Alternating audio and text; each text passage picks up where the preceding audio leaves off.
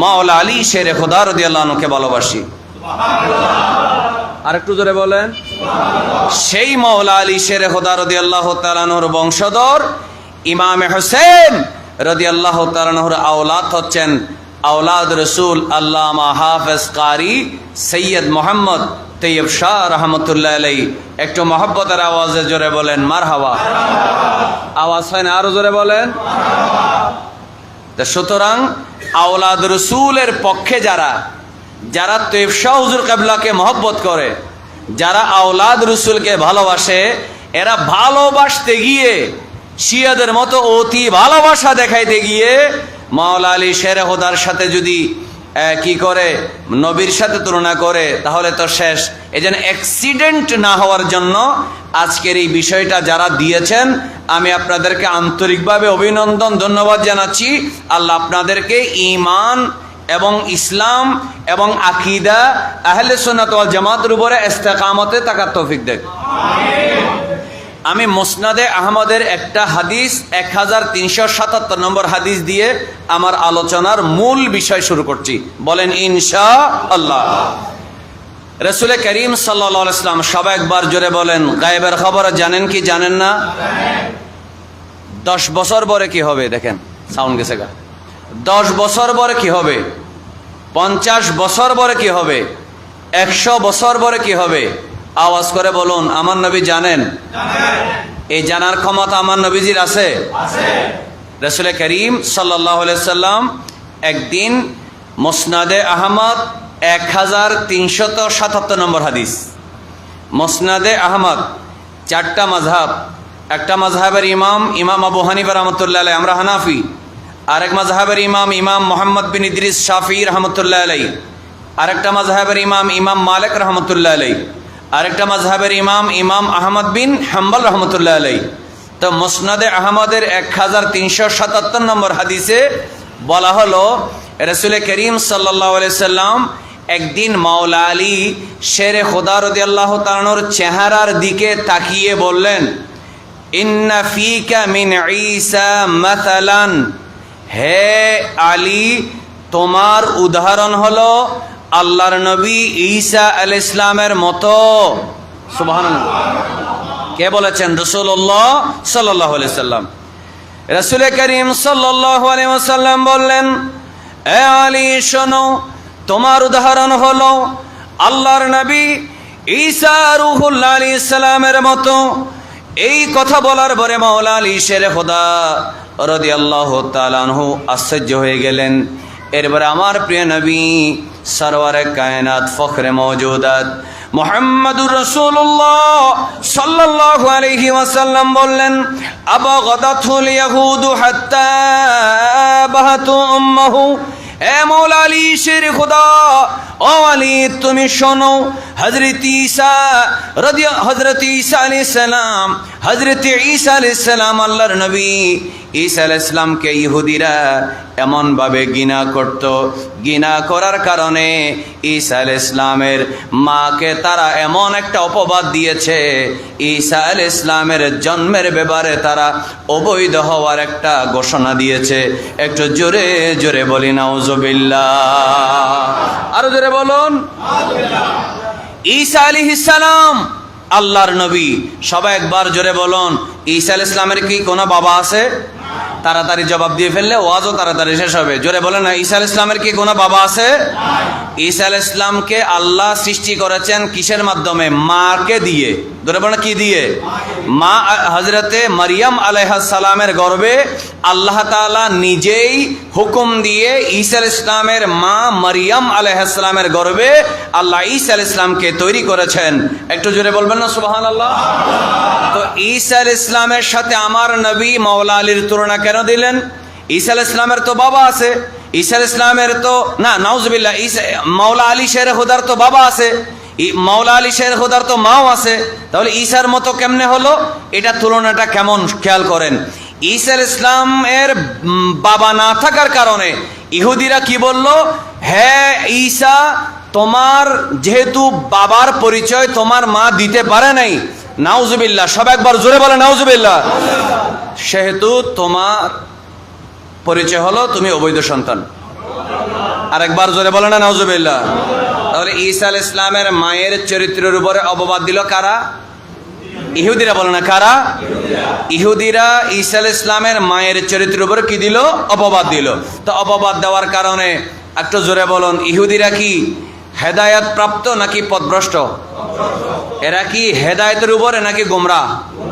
এই ইহুদিরা যারা ঈসা আলাইহিস সালামের মাকে চরিত্রহীনতার অপবাদ দেয়, আল্লাহ চাইলে আদম আলাইহিস সালামকে যেভাবে মা আর বাবা ছাড়া তৈরি করতে পারেন মাটি দিয়ে, যেভাবে আল্লাহ তাআলা হযরতে মা হাওয়া আলাইহিস সালামকে ওর স্বামী অর্থাৎ আদম আলাইহিস সালামের পাঁজরের হাড় দিয়ে মা ছাড়া বাবা ছাড়া তৈরি করতে পারে, একবার জোরে বলুন আমার আল্লাহ চাইলে আদম আলাইহিস সালামের মতো হযরতে মা হাওয়া আলাইহিস সালামের মতো ঈসা আলাইহিস সালামকে বাবা ছাড়া আল্লাহ মায়ের গর্ভে কোন বলে তৈরি করতে পারে কি পারে না? অথচ ইহুদিরা বলল ঈসা আলাইহিস সালামের বাবা আছে, তবে তিনি নাউজুবিল্লাহ অবৈধ সন্তান। একটু জোরে বলেন নাউজুবিল্লাহ। তাহলে ইহুদিরা কি হয়ে গেল? পথভ্রষ্ট হয়ে গেল। এরপরে রাসূল করিম সাল্লাল্লাহু আলাইহি ওয়াসাল্লাম বলেন ওয়া আহাব্বাতুন নাসারা, হে আলী শোনো, ঈসা আলাইহিস সালামকে খ্রিস্টানরা ভালোবাসলো। ইহুদিরা ঘৃণা করলো, ঘৃণা করে মায়ের উপরে চরিত্রের অপবাদ দিল। আর তারা খ্রিস্টানরা ভালোবাসলো, ঈসা আলাইহিস সালামের উম্মতরা ভালোবাসে কি করলো?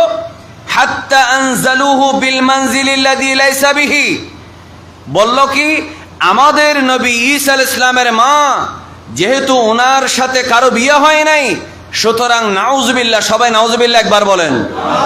সুতরাং ঈসা আলাইহিস সালামের বাবা আল্লাহ। আরেকবার জোরে বলেন। আচ্ছা এবার বলুন তো দেখি, এরা ঈসা আলাইহিস সালামকে বেশি ভালোবাসার কারণে হেদায়েতের উপরে আছে নাকি গোমরাহ? জান্নাতি নাকি জাহান্নামী? তাহলে বোঝা গেল এক দল ঘৃণা করতে গিয়ে জাহান্নামে চলে গেল, আর এক দল ভালোবাসতে গিয়ে কোথায় চলে গেল? জাহান্নামে চলে গেল। আর মুসলমানরা ঈসা আলাইহিস সালামকে নাউজুবিল্লাহ অবৈধ বলে না, আবার ঈসা আলাইহিস সালামকে আল্লাহর ছেলেও বলে না। মুসলমানরা বলে ঈসা আলাইহিস সালাম হচ্ছেন ঈসা ইবনে মারইয়াম, তিনি একজন আল্লাহর নবী, তিনি হচ্ছেন আল্লাহর রাসূল, আল্লাহ তার উপর ইনজিল কিতাব নাজিল করেছেন, ওনার লকব হলো রূহুল্লাহ আলাইহিস সালাম। একটু মহব্বতে বলবেন না সুবহানাল্লাহ। এটা কাদের আকীদা? মুসলমানের। বলেন না কাদের আকীদা? আমরা হযরতে ঈসা আলাইহিস সালামকে মানি না? আমরা ঈসা আলাইহিস সালাম যে আল্লাহর নবী এটা আমরা স্বীকার করি কি করি না? তবে এটাও স্বীকার করি ঈসা আলাইহিস সালাম আসমানে জিন্দা আছে, কিয়ামতের আগে ইমাম মাহদীর সাথে একসাথে কাঁধে কাঁধ মিলিয়ে দাজ্জালের বিরুদ্ধে যুদ্ধ করার জন্য ঈসা আলাইহিস সালাম জমিনে আসবেন। তখন তিনি নবী হিসেবে আসবেন না, তিনি আমার প্রিয় নবী সাল্লাল্লাহু আলাইহি ওয়াসাল্লামের উম্মত হিসেবে ইসলাম প্রচার করে, আমার নবীর কলেমা পড়ে, আমার নবীর উম্মত হিসেবে ইন্তেকাল হওয়ার পর আমার নবীর রওজা পাকের পাশে তিনি স্থায়ীভাবে শুয়ে যাবেন। একটু মহব্বতে বলবেন না সুবহানাল্লাহ। একটু খেয়াল করেন। তাহলে কি হলো? ঈসা আলাইহিস সালামকে ঘৃণা করতে গিয়ে একদল জাহান্নামে গেল, ভালোবাসতে গিয়ে খোদার ছেলে বলে আরেক দল জাহান্নামে গেল। এবার আমার নবী সরওয়ারে কায়নাত সাল্লাল্লাহু আলাইহি ওয়াসাল্লাম বললেন, ইয়াহলিকু এ মাওলা আলী, তোমাকে নিয়েও দুইটা দল ধ্বংস হবে। তখন মাওলা আলী শেরে খোদা রাদিয়াল্লাহু তাআলা আনহু নিজের জবানে বলতেছেন, ইয়াহলিকু ফিয়া ইসনানে, আমার ব্যাপারে, আমি আলীর ব্যাপারে আমার নবী বলেছেন দুই দল ধ্বংস হবে। কয় দল? আপনারা কি বিরক্ত হচ্ছেন? আচ্ছা আরেকবার বলেন, কয় দল? আচ্ছা, ইয়াহলিকু ফিয়া ইসনানে মুহিব্বুন ইউকাররিদুনি বিমা লাইসা ফিয়া, একদল আমাকে এমন ভাবে ভালোবাসবে, ভালোবাসতে গিয়ে এমন এমন এমন মহব্বত করবে, এমন এমন লকব বলবে, এমন এমন মর্যাদা পদমর্যাদার কথা বলবে যা আমি আলীর ভিতরে নাই। একটু জোরে বলেন নাউজুবিল্লাহ। এটা কে বলেছেন? মাওলা আলী শেরে খোদা রাদিয়াল্লাহু তাআলা। এবার আসুন, এরপরে ওয়া মুবগিদুন ইয়াহমিলহু শানআনি আলা আইয়াবহাতানি, এরপরে আরেক দল এমন ভাবে ঘৃণা করবে তারা আমাকে অপবাদ দিবে। তাহলে বোঝা গেল যে দল বেশি ভালোবাসার দাবি করে ধ্বংস হবে, মাওলা আলী শেরে খোদা রাদিয়াল্লাহু তাআলা নিজের জবানে বলেছেন সেই দল হলো শিয়া। বলেন সেই দল কি? তারা কি কম ভালোবাসবে নাকি বেশি ভালোবাসবে? তো অতিরিক্ত ভালোবাসা জায়েজ আছে নি? নাই বলতেছে না। বলে না অতিরিক্ত ভালোবাসা জায়েজ আছে? যা ভালোবাসা দরকার তা ভালোবাসবেন। অতিরিক্ত ভালোবাসতে গিয়ে আপনি যদি বলেন জিব্রাইলের মাধ্যমে কোরআন আসছিল, এ কোরআন আসছিল আলীর জন্য, হযরতে জিব্রাইল ভুল করে আলীর ঘর চিনে নাই, মুহাম্মদ সাল্লাল্লাহু আলাইহি ওয়াসাল্লামের ঘরে চলে গেছে, এটা ওই চাচার ছেলে, এটা ওই জেঠার ছেলে, তো জেঠার ছেলেকে দিয়ে দিছে, সুতরাং তিনি নবী হয়ে গেছে। একটু নাউজুবিল্লাহ জোরে বলেন। তাহলে আওয়াজ করে জোরে বলুন, এই শিয়ারা কোনোদিন মুসলমান হতে পারে না। এই হাদিসটা মুসনাদে আহমদ 1377 নম্বর হাদিস।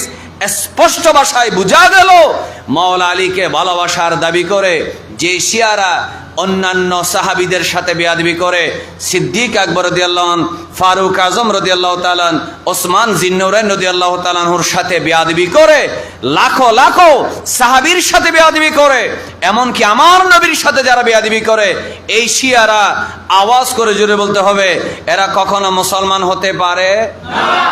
আরেকবার বলেন, মুসলমান হতে পারে না। হ্যাঁ, এখানে একটা কথা বলি, আপনারা আবার চিন্তা করতেছেন হুজুর, তো শিয়ারা যদি খারাপ হয়, আমেরিকার বিরুদ্ধে ইসরায়েলের বিরুদ্ধে তো যুদ্ধ করতেছে তারা, ঠিক না? ঠিক কিনা বলেন না? শোনেন, আমেরিকা আর ইসরায়েলের ব্যাপারটা আপনাদেরকে সংক্ষেপ করে বলি। আমেরিকা আর ইসরায়েলের ব্যাপার হলো, আমেরিকার বন্ধু যে হবে তার জন্য শত্রুর দরকার নেই। কথা এখনো বুঝেন নেই? এটা তো আল্লাহর ঘর, মসজিদ কার ঘর? এটা বানাইয়া থুনাইয়া হতাহনার সুযোগ আছে না? আচ্ছা, যা বাস্তব তা বলবো। আল্লাহর ঘর, মসজিদ, আল্লাহর ওলির ওরস। আমি আল্লাহর ওলি সম্পর্কে কিছু বলবো ইনশাআল্লাহ, খেয়াল রাখবেন। তো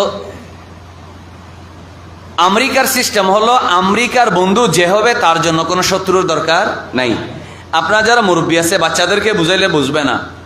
ইরাকের প্রেসিডেন্টের নাম ছিল সাদ্দাম হোসেন। নাম কি ছিল? সাদ্দাম হোসেন কি আমেরিকার পক্ষের ছিল নাকি বিরোধী? তো আমেরিকার বিরোধী থাকার কারণে সাদ্দাম হোসেনকে আমেরিকানরা কি করেছে? পতন ঘটাতে বাধ্য করেছে। কারা? আমেরিকা, ব্রিটেন এবং সৌদি সহ আরো সবাই মিলে সাদ্দাম হোসেনকে তারা পরাজিত করেছে, ইরাককে দখল করেছে। সেই সময় সাদ্দাম হোসেনের বিরুদ্ধে আমেরিকার পক্ষে লড়াই করেছিল শিয়ারা। কথা খেয়াল করেন না? লড়াই করেছিল কারা? কার পক্ষে? আমেরিকার পক্ষে। কার বিরুদ্ধে? সাদ্দাম হোসেনের বিরুদ্ধে। তো সাদ্দাম হোসেনকে পরাজিত করার জন্য যত ধরনের রণকৌশল, যত ধরনের সহযোগিতা সব দিয়েছে শিয়ারা।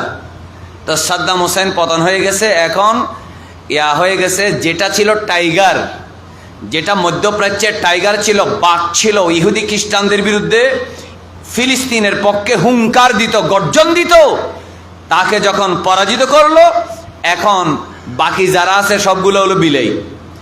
এখন সাদ্দাম হোসেনের পতনের পরে ইরান যখন আবার একটু মাথা ছাড়া দিয়ে উঠলো, তারা যখন নিজেদের নিরাপত্তার জন্য অথবা মধ্যপ্রাচ্যের নিরাপত্তার জন্য তারা যখন পারমাণবিক বোমা এ সমস্ত কিছু বানানো শুরু করলো, তখন চিন্তা করলো, না, সাদ্দাম হোসেনকে পতন ঘটাইছি, এখন ইরান যদি পারমাণবিক বোমা বানায় তাহলে ইরানের সাথে সৌদি আরবের সমস্যা আছে না নেই? কথা বলেন, এখন আছে না নেই? এখন সৌদি আরবের তো জামিলা হবে। সৌদিরা হলো বর্তমান যারা, আমি সৌদি জনগণের কথা বলছি না, সৌদি বর্তমানে ক্ষমতাসীন যারা, তারা সবাই আমেরিকার দালাল। কি কোনো সন্দেহ আছে? সৌদি ক্ষমতাসীন যারা, তারা কার দালাল? হ্যাঁ, এখন এরা বলতেছে ইরান যেভাবে উপরের দিকে যাচ্ছে, এখন ইরানকে থামাইতে হবে। তো সৌদি এবং আরবের অন্যান্য রাজা বাদশাদের ক্ষমতা টিকিয়ে রাখার জন্য তাদের নির্দেশে বা তাদের পরামর্শে, অথবা ইরানকে মাথা যেটা ছাড়া দিয়ে উঠেছে মাথা কেটে দেওয়ার জন্য ইসরায়েল আর আমেরিকা মিলে কি করতেছে? হামলা করতেছে। যখনই ইরানের বিরুদ্ধে ইসরায়েল এবং আমেরিকা হামলা করবে, আওয়াজ করে বলুন, ইরান হাজার খারাপ হলেও, লক্ষ খারাপ হলেও, তাদের অতীত ইতিহাস রেকর্ড যদি ব্যাড রেকর্ডও থাকে, আমরা মুসলমানরা যখন ইসরায়েলের বিপক্ষে ইরানে যখন যুদ্ধ করবে, আমরা মুসলমানরা, সুন্নিরা, আমরা ইরানের পক্ষে কথা বলবো। এই জোরে বলে ঠিক না? কারণ আমেরিকার বিপক্ষে যে যাবেন, আপনি তার পক্ষে কথা বলতে হবে, কারণ এ যুগের ফেরাউন হলো আমেরিকা। এ জোরে বলো না ঠিক কিনা? এ যুগের ফেরাউন কি? আর এ যুগের নমরুদ হলো ইসরাইল।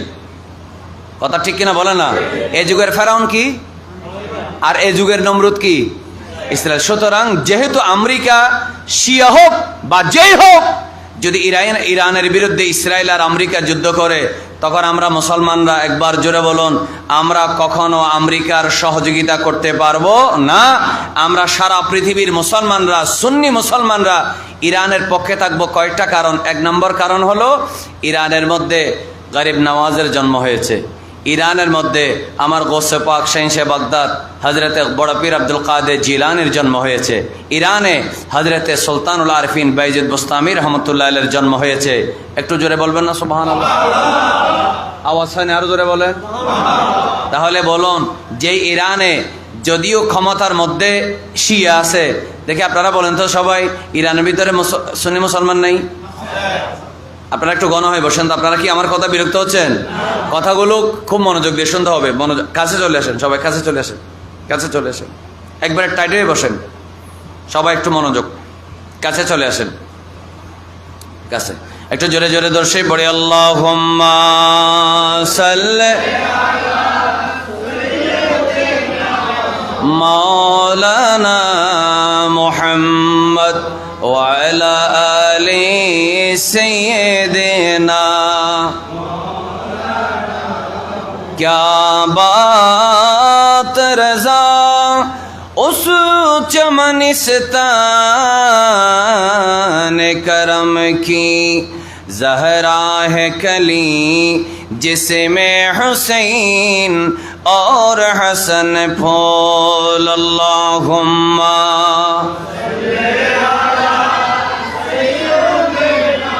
मौलाना मुहम्मद ওয়ালা আলি সাইয়্যিদিনা। দেখি কয়েকবার জোরে জোরে বলি, ইয়া রাসূলুল্লাহ, আরে জোরে জোরে, ইয়া রাসূলুল্লাহ, আপনারই নূরের ঝলক লাগিয়া কবরের আধার যাবে চলিয়া। ও গো দিয়েন গো দেখা কবরে আসিয়া, ইয়া রাসূলুল্লাহ, জোরে জোরে, ইয়া রাসূলুল্লাহ, গোসল করায়া কাফন পরায়া রাখিবে যখন কবরে শোয়ায়া, লয়েন গোকলে গোলাম বলিয়া, ইয়া রাসূলুল্লাহ, জোরে জোরে, ইয়া রাসূলুল্লাহ, প্রাণ খুলে দরুদ শরীফ আল্লাহুম্মা সাল্লি মাওলানা মুহাম্মদ ওয়া আলা আলি সাইয়্যিদিনা। তো আমাদের সাফ কথা, আমরা ইরানের যখন সাথে কাফেরদের যুদ্ধ হবে, আমরা ইরানের সমর্থন করব। কেন? ইরানে সুন্নি মুসলমান আছে। কথা বলে না, ইরানে সুন্নি মুসলমান আছে। আপনারা নড়াচড়া করিয়েন না, তাহলে আমারও নিজেরও কথা বলতে খারাপ লাগবে। কি বলতেছি শুনুন, ইরানে সুন্নি মুসলমান নাই? আচ্ছা, বাংলাদেশে যখন আওয়ামী লীগ ক্ষমতা ছিল তখন বিএনপি ছিল না? কথা বলে না। এখন বিএনপি ক্ষমতায় আছে, অন্যান্য দল নাই। সুতরাং ক্ষমতায় শিয়া থাকলেও অবশ্যই সংখ্যায় শিয়া বেশি, কিন্তু ইরানের মধ্যে সুন্নি আছে না নেই?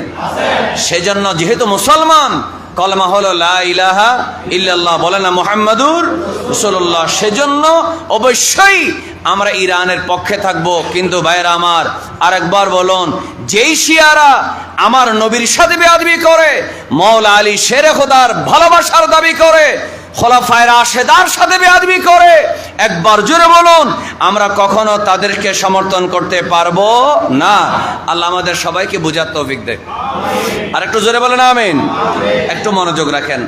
আমি একটু সামান্য করে আমার হুজুর কিবলা আওলাদ রসুল আল্লামা সৈয়দ মোহাম্মদ তৈয়ব শাহ রহমতুল্লাহ আলাইহির আমি কয়েকটা কৌল আপনাদেরকে তুলে ধরি। আপনাদেরকে আমার ওস্তাদ আল্লামা সৈয়দ মোহাম্মদ ওসির রহমান হুজুর কিবলা মুদ্দাজিল্লাহ আলী, তিনি তৈয়ব শাহ হুজুর কিবলা একটা জীবনী লিখছেন। সে জীবনীতে তৈয়ব শাহ হুজুর কিবলা রহমতুল্লাহ আলাইহির কিছু বাণী তিনি লিখেছেন। একটু মনোযোগ রাখেন কি বলেছেন। ভেলায়াত, সবাই একটু খেয়াল করবেন, সুন্নিদের মধ্যে ওলি আছে না নেই? ওয়াহাবিদের মধ্যে, শিয়ার মধ্যে নাই? নাই হতায়ন হতন রত্তাক এখানে ফেরেশান লার পাল্লার। ওয়াহাবিদ তো হন ওলি আছে না? ওয়াহাবিদের মধ্যে, খারেজিদের মধ্যে, মওদুদির মধ্যে কোন ওলি, যত ওলি আছে সব কি সুন্নি। এটার কারণ কি? আমার হুজুর কিবলা আওলাদ রসুল এখান থেকে সবগুলা যা বলেছে এগুলো ইম্পর্টেন্ট, এখন যেগুলো বলবো এগুলো ইম্পর্টেন্ট, মনোযোগ। औलाद रसूल अल्लामा सैयद मोहम्मद तैयब शाह रहमतुल्लाह अलैह बोलें, वलायत हुजूर सल्लल्लाहु अलैहि वसल्लम की निस्बत से मिलती है। वलायत नबी करीम सल्लल्लाहु अलैहि वसल्लमेर साथे सम्पर्केर कारणे पावा जाए, ना के बातिल फिरकों से। बातिल फिरकार साथे मिलिए थाकले, तादेर साथे मेलामेशा करले তাদের মাধ্যমে ভেলায়াত পাওয়া যায় না। ভেলায়াত পাওয়া যায় যার সাথে নবী করিম সাল্লাল্লাহু আলাইহি ওয়াসাল্লামের কানেকশন আছে, নেটওয়ার্ক আছে, সম্পর্ক আছে, তাদের মধ্যেই ভেলায়াত আসে। এজন্য পৃথিবীর সমস্ত আল্লাহর ওলিরা সবাই সুন্নি, আহলে সুন্নাত ওয়াল জামাত। আরেকবার বলবেন না সুবহানাল্লাহ? এরপরে তৈয়ব শাহ হুজুর কিবলা রাহমাতুল্লাহ আলাইহি কি বললেন? কারণ কি? বাতিল ফিরকাত থেকে কেন ভেলায়াত পাওয়া যায় না, তাদের মধ্যে ওলি নেই কেন? আমি বলছি না, বকাবকি আমাকে করিয়েন না। হুজুর কিবলা বলছেন उनके साथ কেন, क्योंकि उनके साथ हुजूर करीम सल्लल्लाहु अलैहि वसल्लम की मोहब्बत का रिश्ता नहीं है। কারণ শিয়ার সাথে, খারেজির সাথে, ওয়াহাবির সাথে, মওদুদির সাথে, কোন বাতিল ফিরকার সাথে নবী করিম সাল্লাল্লাহু আলাইহি ওয়াসাল্লামের মহব্বতের সম্পর্ক নাই। এই কারণে তাদের ভিতরে ওয়ালি নাই। আর বাতিল, আর যারা সুন্নি আহলে সুন্নাত ওয়াল জামাত, তাদের সাথে নবীর নিসবত আছে। এজন্য আহলে সুন্নাত ওয়াল জামাত অর্থাৎ সুন্নিদের মধ্যে আল্লাহর ওলি আছে, ভেলায়াত আছে। আরেকবার বলবেন না সুবহানাল্লাহ? আসেন এরপরে হুজুর কিবলার আরেকটা বাণী। হুজুর কিবলা বাতিল ফিরকার বিরুদ্ধে কি বলেছেন? আরেকটা কথা, গোস্তাখে রসুল। গোস্তাখে রসুল মানে যারা নবীর সাথে বেয়াদবি করে। উর্দুতে গোস্তাখ বলা হয় বেয়াদবকে। কাকে? আমরা কি সুন্নিরা কি বেয়াদব জমাত না আদবের জমাত? একটু জোরে বলেন না। আমরা আদবের জমাত, আমরা আদবের দল, বেয়াদবের দল নই। तो हुजूर किबला बोलें, गुस्ताखे रसूल यहूदियों से बदतर है। अमर हुजूर किबला औलाद रसूल तैयब शाह रहमतुल्लाह अलैह बोलें, गुस्ताखे रसूल यहूदियों से बदतर है। যারা রসুল করিম সাল্লাল্লাহু আলাইহি ওয়াসাল্লামের সাথে বেয়াদবি করে, খারেজি, রাফেজি, ওয়াহাবি, দেওবন্দি, মওদুদি সবাই নন, তাদের মধ্যে যারা রসুল করিম সাল্লাল্লাহু আলাইহি ওয়াসাল্লামের সাথে বেয়াদবি করে, শিয়া, রাফেজি সবাই ইহুদিদের চাইতে নিকৃষ্ট। কারণ তাদের খাসলত হলো নবীর সাথে বেয়াদবি করা। আরেকবার জোরে বলবেন না নাউজুবিল্লাহ? এবার আসেন, আমার হুজুর কিবলা আরেকটা কল বললেন, आशिकान रसूल के लिए तर्जुमान खरीदना पढ़ना जरूरी है। আমার হুজুর কিবলা তৈয়ব শাহ রহমতুল্লাহ আলাইহি বললেন, প্রথমে বললেন বাতিল ফিরকার মধ্যে ওলি নেই, এরপরে বললেন গোস্তাখে রসুল ইহুদির থেকে মারাত্মক, এরপরে সমাধানও দিয়ে দিলেন। সমাধানটা কি? যদি গোস্তাখে রসুল থেকে বাঁচতে চাও, কোনটা নবীর সাথে বেয়াদবি, কারা নবীর শত্রু, যারা দুশমনে রসুল, কারা গোস্তাখে রসুল, সেটা যদি চিনতে চাও, আকীদা যদি ঠিক রাখতে চাও, শিয়া কি, খারেজি কি, ওয়াহাবি কি, মওদুদি কি, এটা যদি জানতে চাও, তাহলে হুজুর কিবলা আওলাদ রসুল একটা সমাধানও দিয়ে দিলেন। সেটা হলো आशिकान रसूल के लिए तर्जुमान खरीदना पढ़ना जरूरी है। यदि आकीदा ठीक रखते चाओ, इश्क रसूल शिखते चाओ, ताहले अंजुमान रहमानिया अहमदिया सुन्निया থেকে যেই মাসিক তরজমান প্রতি মাসে প্রকাশ করা হয়, এই মাসিক তরজমান কেন এবং পড়ো, তাহলে তোমার আকীদা ঠিক থাকবে। সুবহানাল্লাহ। এটা কে বলেছেন? আওলাদ রসুল হুজুর কিবলা শাইনশে শ্রীকোট রহমতুল্লাহ আলাই, তৈয়ব শাহ রহমতুল্লাহ আলাই। একটু মহব্বতের আওয়াজে বলবেন না মারহাবা। আসেন, হুজুর কিবলার সাথে এক শিয়ার একবার সমস্যা হয়েছে। কার বললাম? শিয়ার। খুব মনোযোগ রাখবেন। একদিন 1981 সনে, যেহেতু সময় কম, আমি আপনাদের একটা ওয়াদা দিছি, আপনারা অনুমতি দিলে যা টাইম দিছি এরপরে 10 মিনিট বাড়বে, না হলে বাড়বে না, শেষ হয়ে যাবে। কিন্তু খেয়াল রাখবেন, এই জন্য আমি হুজুর কিবলার পুরো জীবনীটা বলছি না। আপনারা জানেন হুজুর কিবলা তৈয়ব শাহ রহমতুল্লাহ আলাই মাইক দিতে পারবেন, বাইরের মাইক। তো কি বলছি, 1981 সনে, কোন সনে? 1981 সনে হুজুর কিবলা পেশোয়ারের একটা হসপিটালে অসুস্থ অবস্থায় তিনি চিকিৎসা নেওয়ার জন্য ভর্তি হয়েছেন। ওই সময় বাংলাদেশ থেকে সফরে ছিলেন আঞ্জুমানের সাবেক এসবিপি আলহাজ মোহাম্মদ মহসিন এবং আমার উস্তাদ শেরে মিল্লাত আল্লামা মুফতি ওবায়দুল হক নাইমি রহমতুল্লাহ আলাই। আল্লাহ হুজুরের রাফায়ে দারাজাত করুক, আমিন বলুন। শেরে মিল্লাতকে দেখেছেন, এরকম মানুষ তো এখানে আছে। উনি তো বেশি দিন হয় নাই, দুনিয়ার থেকে বিদায় নিয়েছেন, কিন্তু আহলে সুন্নাত ওয়াল জামাতে একজন শেরে মিল্লাতের কতটুকু দরকার এখন আমরা বুঝতেছি, ঠিক না বলেন না? তো শেরে মিল্লাত এবং মহসিন সাহেব ওনারা তখন পেশোয়ারে হুজুর কিবলাকে দেখার জন্য গিয়েছেন। খেয়াল করুন, তো যখন গেলেন, জিলকদ মাস ছিল 1981 সন। তো জিলকদ মাসের 10 তারিখ হুজুর কিবলা কিছুটা সুস্থতা বোধ করলেন। শেরে মিল্লাত রহমতুল্লাহ এবং মহসিন সাহেব ওনারা দুজনে হুজুর কিবলার সাথে সেখানে হজরতে পীরে বাঙ্গাল সাবের শাহ হুজুর কিবলা এবং কাসেম শাহ হুজুর কিবলাও ছিলেন। ওনারা একটা গাড়ি নিলেন, হয়তো মাইক্রো এই ধরনের গাড়ি হবে, গাড়ি নিলেন, প্রাইভেট গাড়ি নিলেন। পেশোয়ার থেকে শ্রীকোট শরীফ যাবেন।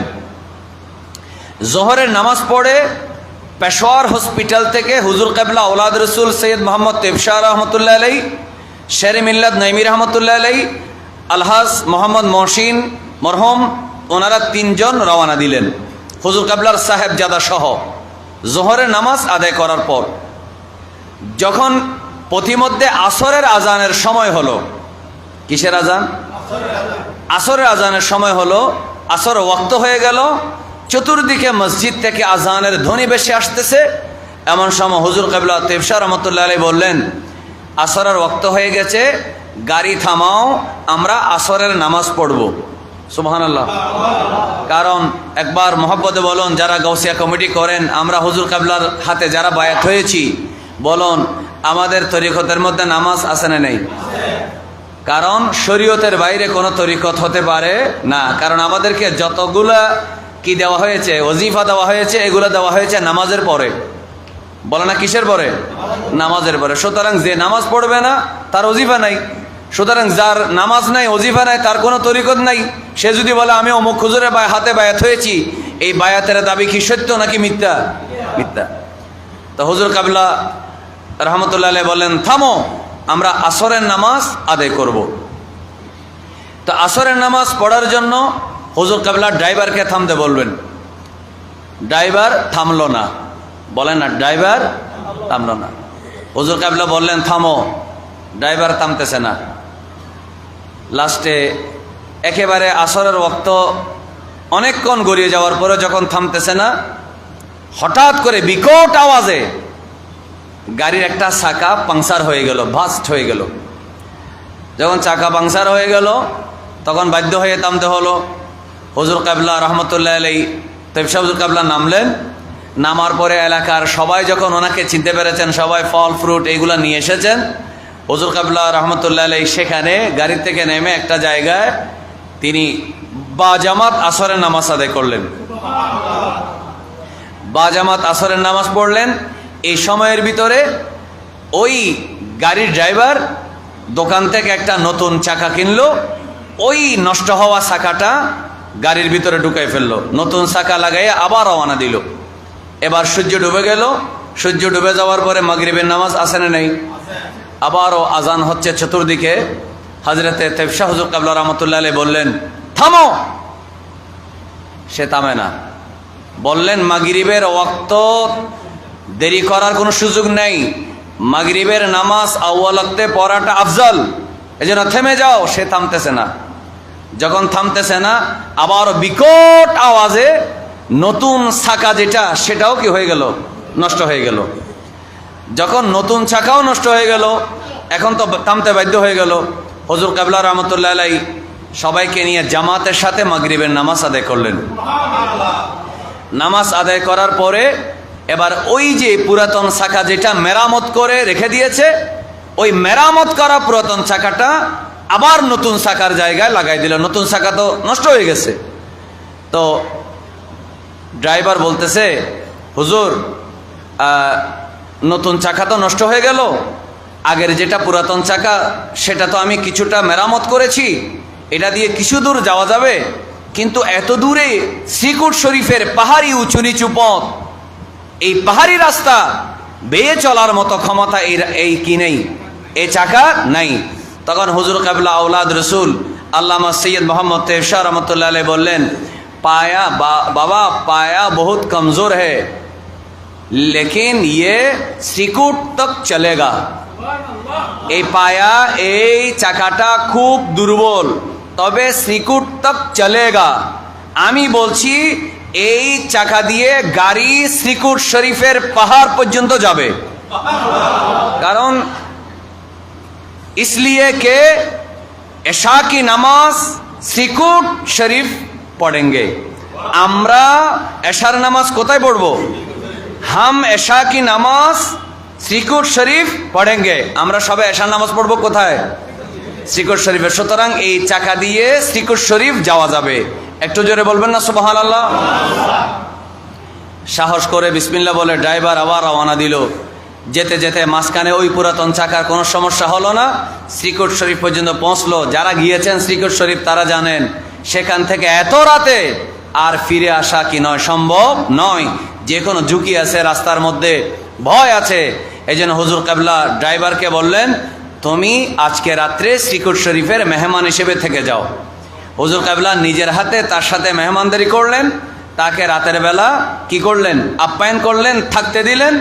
সকালবেলা যখন শ্রীকুট শরীফ থেকে সে ফিরে আসতেছে, হুজুর কাবলার হাত ধরে বলল, হুজুর আমার অনেক গুস্তাখি হয়ে গেছে, আমি আপনাকে চিনতে পারি নাই। যদি আমি আপনাকে চিনতাম আমাদের একজন বিরোধী হিসেবে, কিন্তু আপনি ভেলায়েতের কত উচ্চ মকামে পৌঁছে গেছেন সে সম্পর্কে আমার কোনো ধারণা ছিল না।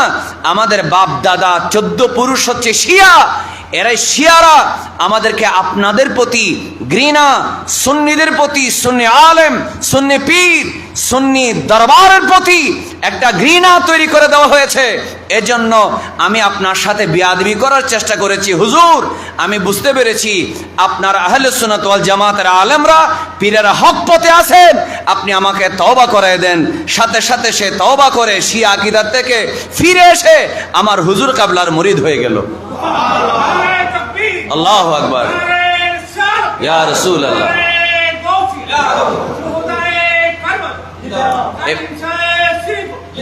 এবার সবাই বলেন আহলে সুন্নাত ওয়াল জামাত। এই আওয়াজে মানি না, আরেকবার জোরে বলতে হবে আহলে সুন্নাত ওয়াল জামাত। আরো জোরে বলেন আহলে সুন্নাত ওয়াল জামাত। হুজুর কাবলা তেফশা রহমাতুল্লাহ আলাইহি শিয়া ড্রাইভার, সে চেয়েছিল আমার হুজুর কাবলাকে রাস্তায় কষ্ট দিতে, নামাজের জন্য দাঁড়াতে বলছে, পড়ে নাই, সে দাঁড়াই নাই। কিন্তু শেষে বুঝতে পারলো আল্লাহর ওলির সামনে কোনো বাহাদুরি করা যাবে না, সারেন্ডার হয়ে গেছে। একটু মহব্বতে বলেন না মারহাবা। আমরা দেখেছি গত বছর এক রাজনীতিবিদ, এক নেতা এমনি নেতা হইলেও তো আসলে তো জোতা। গত বছর হুজুর কাবলার সাথে আঞ্জুমানের মাদ্রাসার সাথে জামিয়ার সাথে বেয়াদবি করছে, এরকম এক সাদা দাড়িওয়ালা শতান আছে না নেই? এর কথা বলে না কেন, আছে না নেই? দাড়ি কি, কথা বলে না কেন? দাড়ি কি সাদা, কিন্তু ভিতরের মধ্যে কালো। সাদা দাড়িওয়ালা শয়তান বলতেছে আঞ্জুমানে রহমানি আহমদে সুন্নিয়া, বলতেছে জামিয়ার নামও পড়ে না, বলে জামিয়ার ভিতরে নাকি অস্ত্র পাওয়া গেছে। কি সত্য নাকি মিথ্যা? 24 ঘন্টার ভিতরে লাইভে এসে তাকে ক্ষমা চাইতে হয়েছে, দুঃখ প্রকাশ করতে হয়েছে। তখন ওই বছর কিছুদিন পরে হুজুর কাবলা তেফশা রহমতুল্লাহ আলের ওরসে, সৈয়দ আহমদ শাস্ত্রী খুঁটি রহমতুল্লাহ আলের ওরসে আমার শিডিউল ছিল মাগরিবের পরে প্রায় 35 মিনিট আলোচনার শিডিউল ছিল আমার ওই বছর, ওই বেয়াদবি করার পরপর। তখন আমি সেখানে স্পষ্ট ভাষায় বলেছি, এটা ওই দল যেই দলে 60 বছরে 50 বছরে যত ভুল করেছে, শয়তানি করেছে, রাজনৈতিক ভুল পদক্ষেপ নিয়েছে, এরা কখনো রাজনৈতিক কোনো কারণে সরি বলে নাই, দুঃখ প্রকাশ করে নাই। কিন্তু আঞ্জুমান জামিয়া সম্পর্কে ভুল তথ্য দেওয়ার পর 24 ঘন্টার ভিতরে সরি বলতে, দুঃখিত বলতে বাধ্য হয়েছে, ক্ষমা চাইতে বাধ্য হয়েছে। এটা আমার হুজুর কাবলা আওলাদ রসুলের কারামত। একটু মহব্বতের আওয়াজে বলেন ঠিক না? আওয়াজ করে বলেন, হুজুর কাবলা আওলাদ রসুলের সাথে বেয়াদবি করে কখনো কেউ ইজ্জত নিয়ে থাকতে পারবে না। আমি অনেক দেখেছি যারা সায়েন্সের সিকিউরিটির সাথে বেয়াদবি করেছে, দুনিয়াতেই তারা লাঞ্ছিত হয়েছে। এরকম চট্টগ্রামের মধ্যে অনেক উদাহরণ আছে। আমি বললে ফেতনা তৈরি হবে, অস্থিরতা তৈরি হবে। তবে আমাদের ভাগ্য ভালো, এখানে আমরা যারা সায়েন্সের সিকিউরিটির গোলাম আছি, গৌসিয়া কমিটির সৈনিক আছি, বা আমার হুজুর কাবলা আওলাদ রসুল আল্লামা সৈয়দ মোহাম্মদ তাহের শাহ মদ্দুজিল্লাহ আলীর যারা মুরিদ, আপনারা একটু হাত তুলেন তো। আমার তাহের শাহ হুজুর কাবলা যারা মুরিদ, বাচ্চারা না, যারা মুরিদ মানে তারা না, যারা মুরিদ হয়েছেন তাহের শাহ হুজুর কাবলা যারা মুরিদ, আপনারা একটু হাত তোলেন। আমার বর্তমান মৌজুদা হুজুর কাবলার মুরিদ অনেকে আছেন, সবাই একটু আলহামদুলিল্লাহ বলেন। আপনারা যারা মুরিদ হন নাই, আমি আপনাদেরকে বলবো, এটা এমন একটা সিলসিলা যে সিলসিলা রসুল করিম সাল্লাল্লাহু আলাইহি ওয়াসাল্লাম পর্যন্ত সম্পর্ক আছে। শুধু তা না, একদিক থেকে রুহানি সম্পর্ক, আকিদার সম্পর্ক, বেলায়েতের, আরেক দিক থেকে নুরানি রক্তের সম্পর্ক। তেরে নসলে পাক মে হে বাচ্চা বাচ্চা নূর কা, তু হে আইনে নূর তেরা সব ঘরানা নূর কা। একটু মহব্বতে বলেন না সুবহানাল্লাহ। একদিকে বেলায়েতের সিলসিলা, আরেক দিক থেকে নূরানি নবীর নূরের রক্তের কি সিলসিলা, এই সিলসিলার সাথে আছে না নাই?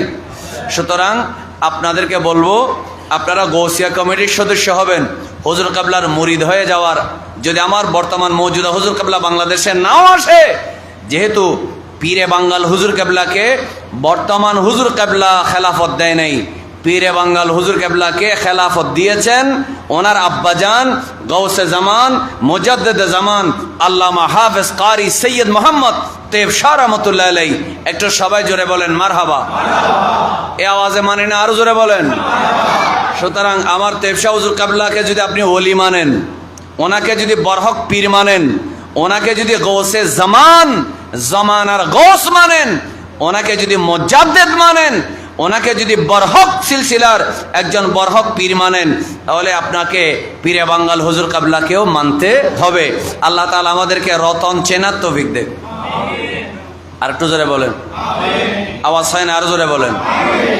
আচ্ছা বলুন তো দেখি, হজরতে গরিব নওয়াজের জন্ম কি ভারতে নাকি ইরানে?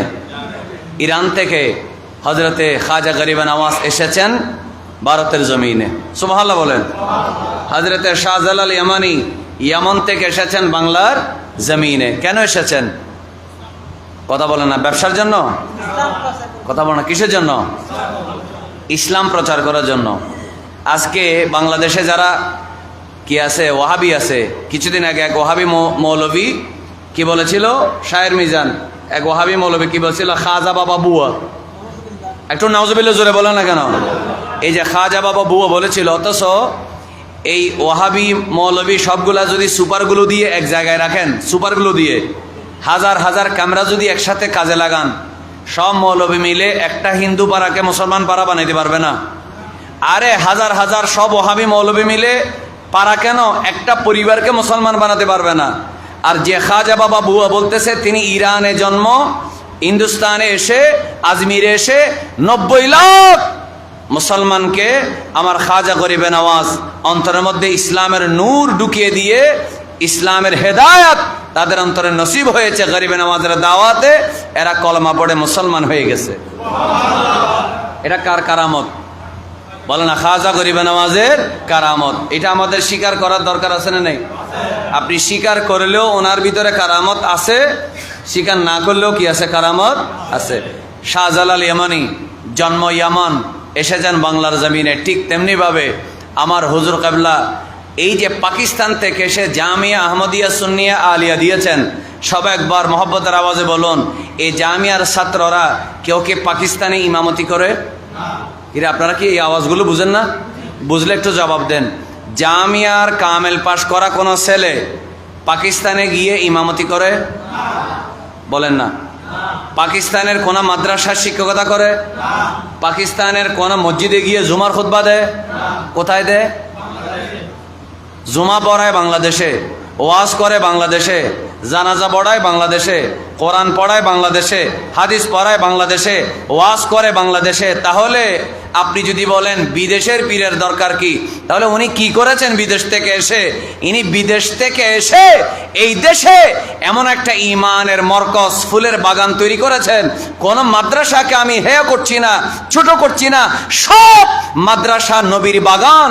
কিন্তু ভাইরা আমার, যদি বলি জামিয়াত থেকে এতগুলো ফুল কেমনে তৈরি হয়, এখান থেকে এলেমের খুশবু কেন পাওয়া যায়, একই মাদ্রাসা থেকে যারা পড়ে তাদের কণ্ঠ থেকে নবীর প্রেমের মধু কেমনে বের হয়, খোদার কসম করে বলি এই মাদ্রাসার প্রতিষ্ঠাতার শরীরে এবং কলবে রাসূলের সাথে কানেকশন আছে।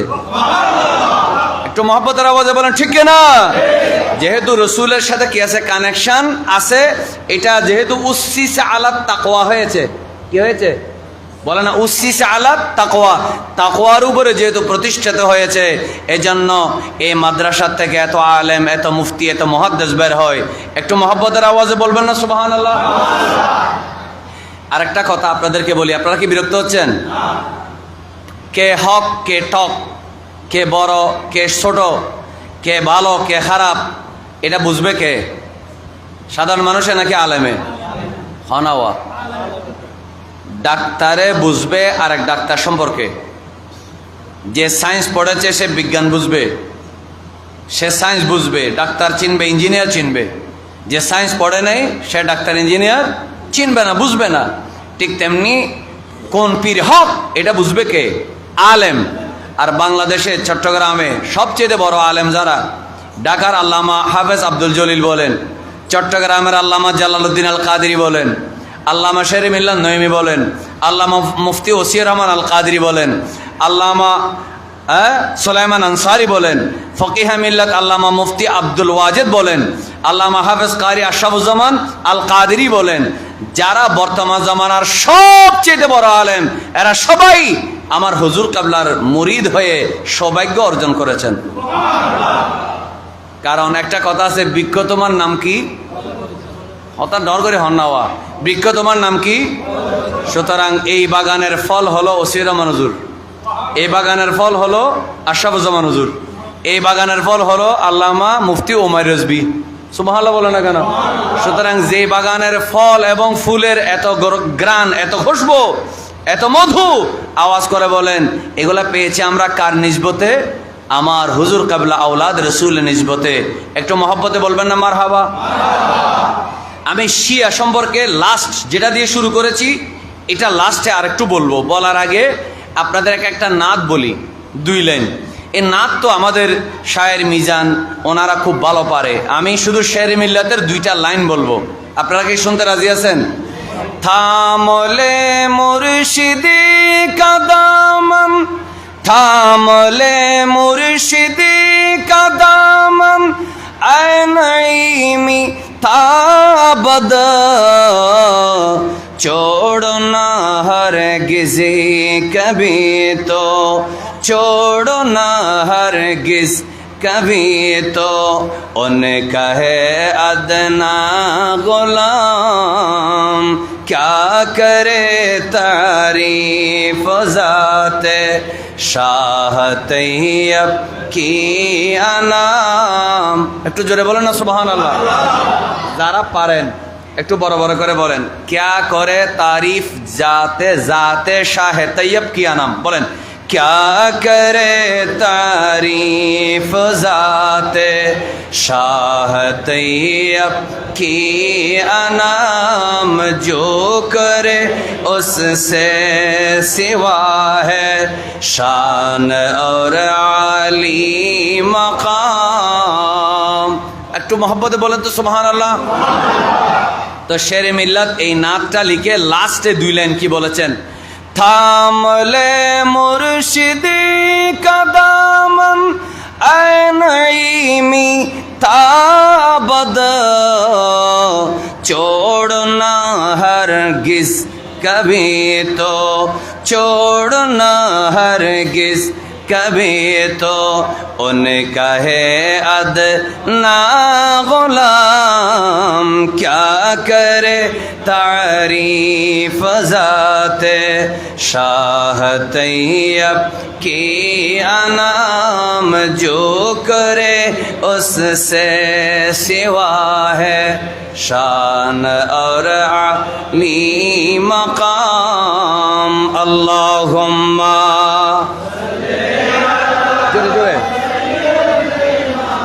मौलाना मुहम्मद वाला आले सैयदना।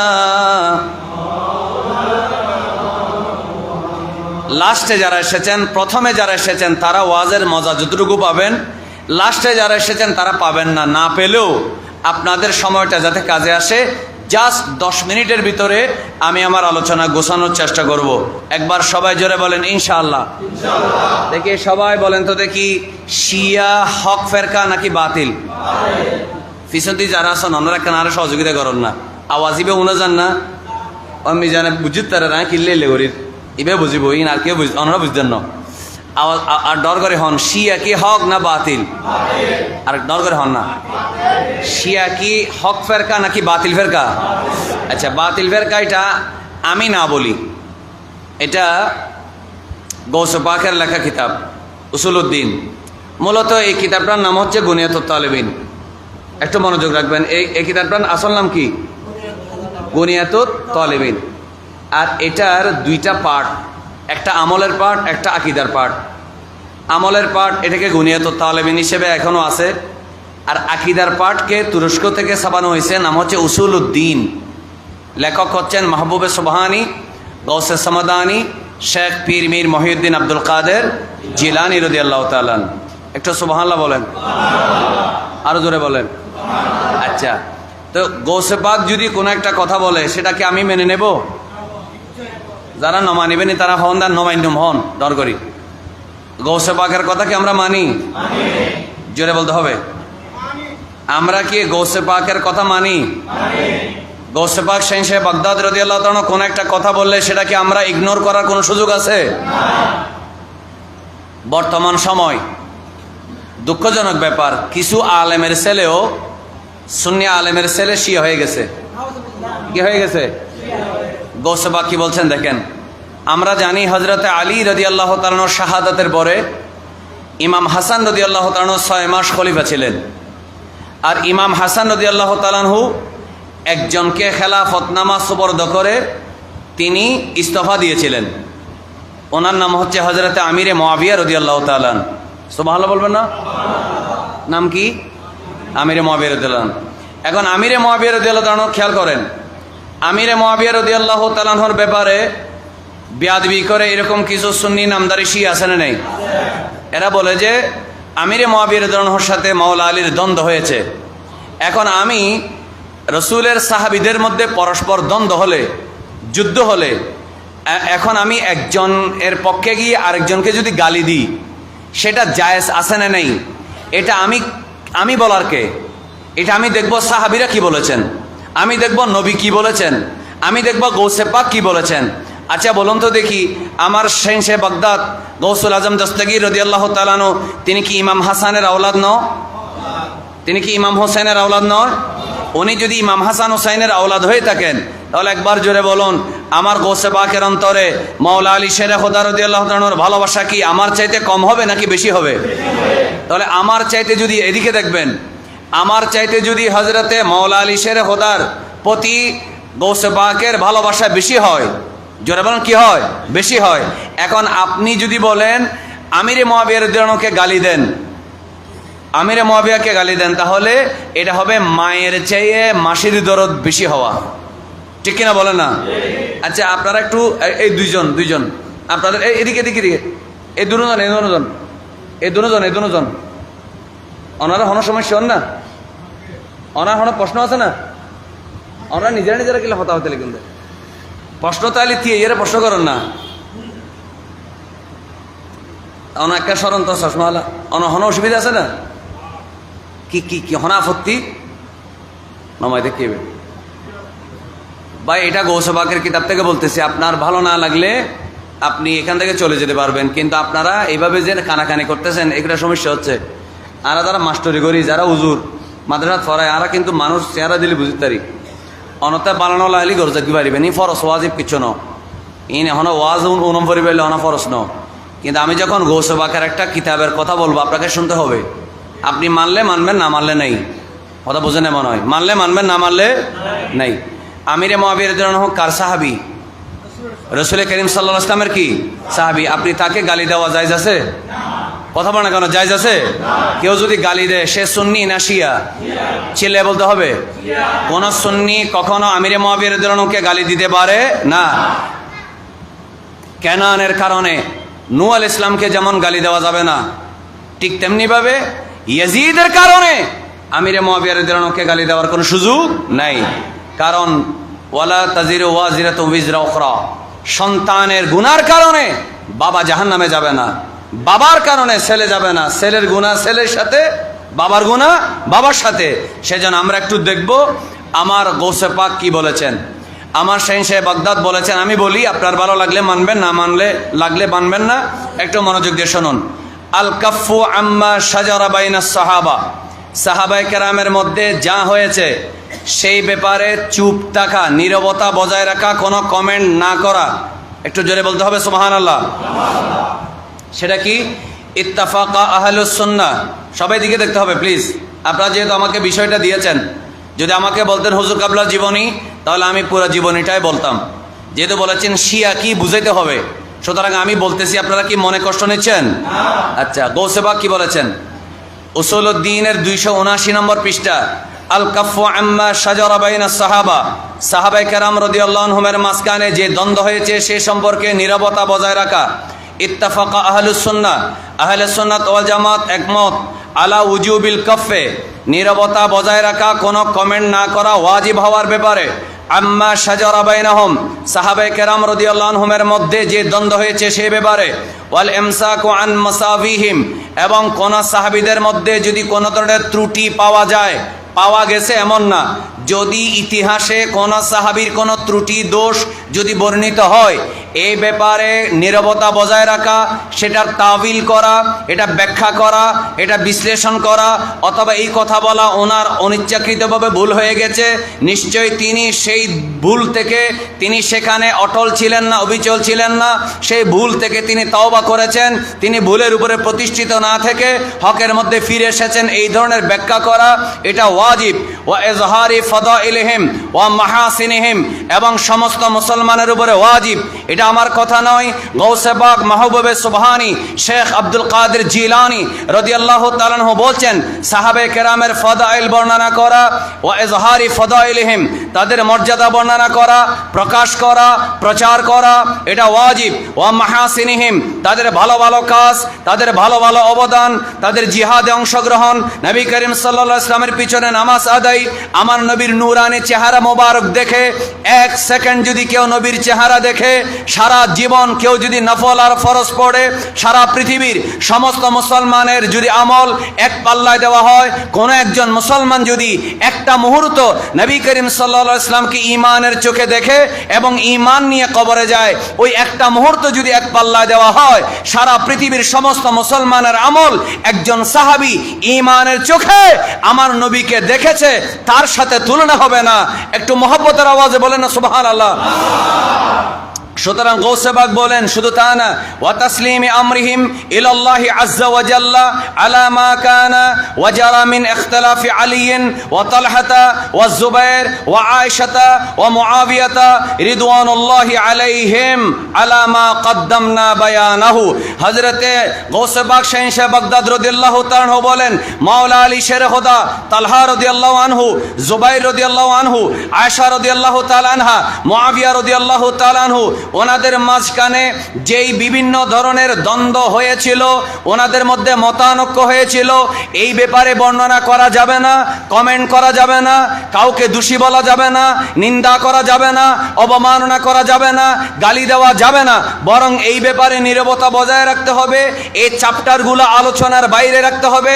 বরং হযরতে তালহা রাদিয়াল্লাহু তাআলা আনহুর ইসলামের জন্য অবদান, মাওলা আলী শেরে খোদা রাদিয়াল্লাহু তাআলা আনহুর ঈমান এবং ইসলামের জন্য অবদান, জুবাইর ইবনুল আওয়াম রাদিয়াল্লাহু তাআলা আনহুর ভালো ভালো কাজগুলা, হযরতে আয়েশা সিদ্দিকা রাদিয়াল্লাহু তাআলা আনহার ভালো ভালো কাজগুলা, হযরতে মুআবিয়া ইবনে আবি সুফিয়ান রাদিয়াল্লাহু তাআলা আনহুমার ভালো ভালো কাজ, জিহাদের মধ্যে অংশগ্রহণ, ইসলামী রাষ্ট্রের সাম্রাজ্য বড় করার ক্ষেত্রে ওনার অবদানগুলা আলোচনা করা ওয়াজিব। এটা আমি বলছি না, আমার ওস্তাদও বলছে না, আমার ওস্তাদের ওস্তাদও বলছে না, এমনকি আমার পীরও বলছে না। পীরানে পীর দস্তগীর মাহবুবে সুবহানী গৌসে পাক শাহ বাগদাদ আব্দুল কাদের জিলানী রাদিয়াল্লাহু তাআলা আনহু বলেছেন। একবার মহব্বতের আওয়াজে বলেন সুবহানাল্লাহ। আরো জোরে বলেন সুবহানাল্লাহ। তাহলে আমরা কি কমিটি?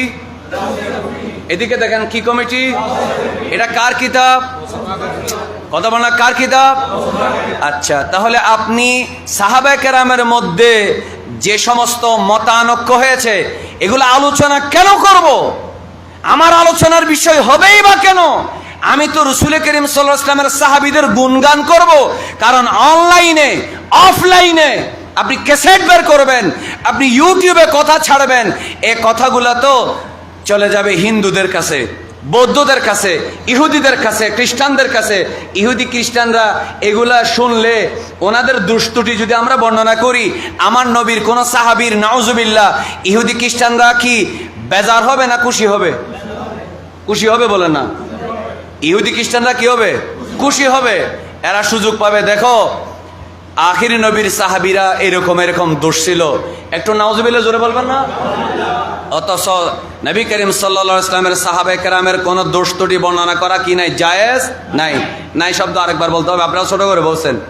সাহাবায়ে কেরাম রাদিয়াল্লাহু তাআলা আনহুম এর কোন দোষ ত্রুটি বর্ণনা করা জায়েজ নাই। ওনাদের ইতিহাসে বর্ণিত কোন ঘটনার কারণে নিন্দা করা জায়েজ নাই। বলে না কেন নিন্দা করা জায়েজ? নিন্দা করা কাদের আলামত? শিয়াদের আলামত। বলে না কাদের আলামত? আর আহলে সুন্নাত ওয়াল জামাতের আলামত হলো তাদের ব্যাপারে কমেন্ট না করা, নীরবতা বজায় রাখা। আল্লাহ আমাদের সবাইকে গৌসে পাকের শিক্ষার উপরে থাকার তৌফিক দেন। আওয়াজ হয় না? আরো জোরে বলেন।